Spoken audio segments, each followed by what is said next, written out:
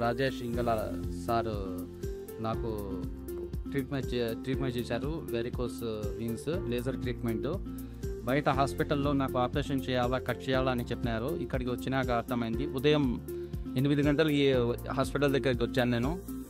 సాయంత్రం 5 గంటలకు నేను ఇంటికి వెళ్ళిపోయాను. ఇక్కడి నుంచి కడపకు బస్సు ద్వారానే వెళ్ళాను. నాకు మంచిగా ఉంది. ఇప్పుడు ఏ ప్రాబ్లం లేదు.